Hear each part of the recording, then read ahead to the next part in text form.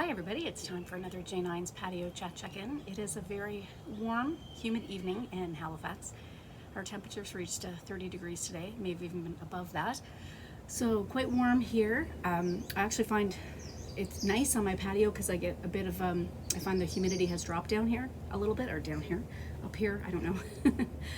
Trying to keep my hair, haven't done a great job. I actually slept with it in a bun, but it didn't quite do it, but you know what, I'll keep it for another day or so, and I'll probably put it in braids. So thanks again, Nathan. And speaking of Nathan, it is Nathan's birthday today, so happy birthday, Nathan. Nathan is one of my favorite people. Nathan became my hairdresser many years ago. I had another Cape Brettoner was my hairdresser, Jen McGinnis, and then she went away and Nathan took her place temporarily, and then I was so worried about her coming back. I think I told this story last year too, because I really loved her, but I really connected with Nathan. And anyway, it turns out she had some ideas or plans of her own when she came back, so it worked out well. And Nathan was my hairdresser, but he doesn't live here in Halifax anymore, but he is in Halifax for a little bit, for a few days, so I was able to get my hair done, which was fantastic. So you'll see in a few days, you know, my own hair, but for now you're seeing the extensions and a little of my hair. I didn't do a great job anyway hiding it. I'm a little distracted, I'm gonna say this. I actually burned my hand. It seems to be fine, it's not blistering. I ran it under the water for 20 minutes. I read about what you should do and what you should look for. I actually had a pot that was in the oven, and I was taking it out to make anyway, long story short, I was preheating the oven, didn't realize it was in there, took it out, obviously with, you know, pot holders, that's, you know what I mean. And but then when I went to make the quinoa, I had forgotten, of course. So anyway, if I seem a little off, that is definitely why. Sorry about the interruption with the birthdays. So it's also my dear friend Crystal's birthday, and she's in Ontario. So Crystal, I hope you're having a wonderful birthday. It looks like you're up to lots of great things these days, and I hope we get a chance to catch up sooner than later, but I certainly hope one of these days I'll actually get to see you in person again, but I know that probably won't be for a while. So in the meantime, I hope you're having a wonderful birthday. And also in Ontario, my beautiful friend Shalina, and I used to work together years ago, and she was in Ontario at that time working in the region, and I was working at FAC in Atlantic here, and so we had the opportunity to get to know each other over the years, and I love Shalina, and Shalina is from Nova Scotia, so I hope that you had a wonderful day. I hope you had a wonderful birthday. I have 3 anniversaries. It is Alan and Nicole's anniversary. I graduated from high school with Alan. They've been married for 24 years. Roddy and Judy have been married for 46 years, and that is my friend Jen Jones' parents. And Alex and Janet, and they're part of our Liverpool club. They've been married for 35 years. So congratulations to all of you. Happy anniversary. So on a more positive note, positive vibes, I wanted to send out a happy Bang 7 to everyone, and I promoted it today in my story on Facebook and Instagram, and I posted about it on my Facebook page. I will post a link again. My dear friends, the Egar brothers, years ago created this holiday after spending some time in India, basically to celebrate the simple things that make life wonderful, particularly during COVID and during a pandemic. We have learned how important mental health is and how important our health is and how important it is to slow down and appreciate the little things. And so that's my summary, but I will put the link so you can see exactly the history. So sending out a special love and Bang 7 to Chris, Steve, and Jeff, and to all of you. Happy Bang 7. So it is, as I continue to tell you every day, something about Indigenous History Month, or about Indigenous history.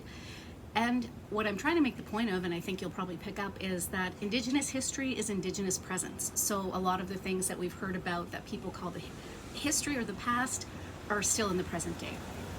And an example of that is a motion that was passed today in the House of Commons. I hope that you already know about it, but if you do not,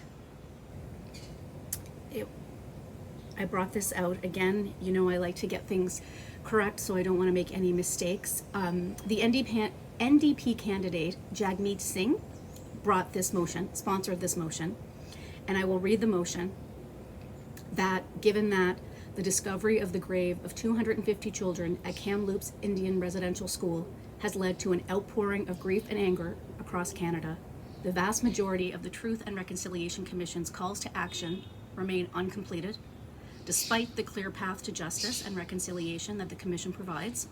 Survivors, families, and nations are demanding concrete action to advance real reconciliation, as opposed to just more words and symbolic gestures. The House call on the government to cease its belligerent and litigious approach to justice for Indigenous children by immediately dropping its appeal before the federal court in file numbers. I won't refer to the file numbers, you can look this up, but the compensation and Jordan's principle for non-status First Nations kids recognized by their nations, and to recognize the government's legal obligation to fully comply with Canadian Human Rights Tribunal orders in this regard. Agree to sit down with the St. Anne's Residential School Survivors Organization, Petabec Kiwe Kikawin Association, to find a just solution to the fact that survivors' access to justice has been denied as a consequence of the actions of government lawyers in suppressing evidence at the independent assessment process.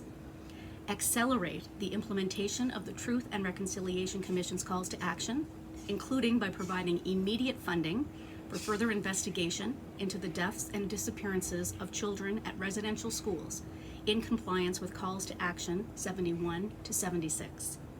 Provide survivors, their families, and their communities with appropriate resources to assist with the emotional, physical, spiritual, mental, and cultural trauma resulting from residential schools. And within 10 days, table a progress report on actions taken in compliance with paragraph A through D in this motion, and that this report be deemed to have been referred to the Standing Committee on Indigenous and Northern Affairs for consideration upon tabling. So it did unanimously pass, well, I don't know if that's the right word. No one voted against it, but unfortunately a few people abstained, and I don't know what the reason was. The Prime Minister was one, Minister Carolyn Bennett was another. I don't know all the ministers that abstained, but you can look it up. Cindy Blackstock has been tweeting about it, and I know others have been tweeting about it, particularly if that is their MP, to call on them. My MP, Andy Fillmore, voted for it, and I'm very glad. So this is something to be watching. This motion has passed, so we need to see action now. So I will send a link to that motion so that you can read it for yourselves. I just read it, but you can find out more about it, and you can follow it because people will be following closely to see what's happening, what the next steps will be. So I don't have my Montreal gear on tonight, but tonight is game 4. So we've won the first 3 games. We could take it tonight, but Winnipeg, I know, has, they did really great in their last series. Obviously, we all know that. So anything can happen, and we know that, especially with playoff hockey. So we'll see what happens. So I'm going to leave it there, everybody. Take good care of yourselves. Take good care of others. I will see you tomorrow. Bye.